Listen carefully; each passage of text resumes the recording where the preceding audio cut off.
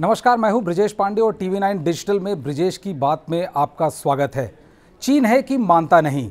चीनी अखबार global times ने एक लेख में लिखा है कि बीजिंग में होने वाले अगले साल विंटर ओलंपिक्स को अपना समर्थन देके भारत ने ये दिखा दिया है कि भारत अमेरिका का स्वाभाविक सहयोगी नहीं है। ग्लोबल टाइम्स में छपे इस लेख में भारत की जमकर तारीफ की गई है और उसे एक अजीब सी स्थिति उत्पन्न हो गई है। पिछले 19 महीनों से भारत और चीन के बीच सीमा पर तनाव लगातार जारी है और ऐसे में कई लोगों ने इस समर्थन पर आश्चर्य भी व्यक्त किया है।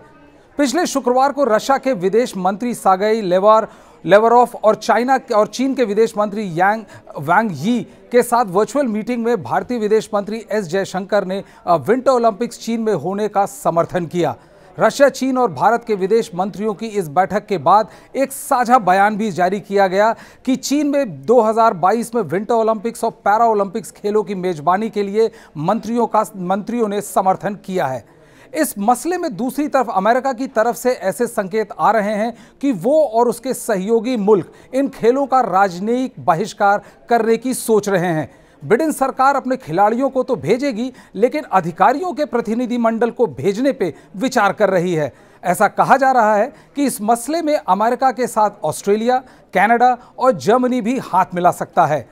अपने आर्टिकल में ग्लोबल टाइम्स ने लिखा है कि चीन के साथ कई मसलों पर तनाव के कारण भारत हाल के वर्षों में अमेरिका के करीब हुआ है। इन सब के बीच भारत ने चीन का समर्थन करके सोशल मीडिया यूजर्स और कई देशों को हैरान किया है। इससे पता चलता है कि भले ही दोनों देशों के सरहद पे तनाव हैं, लेकिन पूरा द्विपक्षीय संबंध तनाव भरा नहीं है। दोनों देशों के कई मोर्चे पे साझे हित हैं और दोनों देश टकराव से बच सकते हैं और 2020 के पहले वाला सहयोग बहाल कर सकते हैं।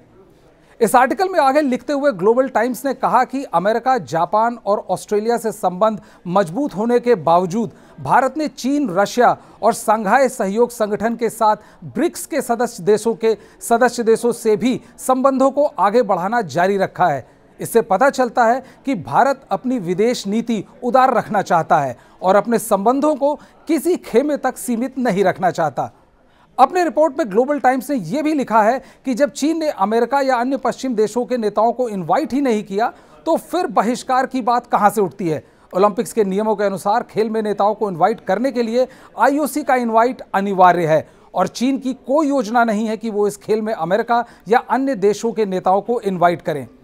अभी तक भारत सरकार की तरफ से ऐसा कोई एक्सप्लेनेशन नहीं आया है जो इस मुद्दे के पीछे सरकार के रुख को स्पष्ट करे। लेकिन जिस तरह भारत और चीन के पिछले 2 साल से संबंध रहे हैं, उसके चलते भारत को चीन का सपोर्ट कई लोगों को काफी असहज कर रहा है। सामरिक महत्व के जानकार ब्रह्मा चेलानी ने अपने ट्वीट में लिखा है कि उस वक्त जब लोकतांत्रिक देशों में बीजिंग विंटर ओलंपिक्स के बहिष्कार की बात चल रही है, उस वक्त चीन के प्रोपेगेंडा पेपर के द्वारा भारत की तारीफ मोदी सरकार के विदेश नीति के बारे में क्या कहती है। चाइना की एक पुरानी कहावत है कि अगर आपको तारीफ करना नहीं आता तो आप बेहतर कारोबार नहीं कर सकते।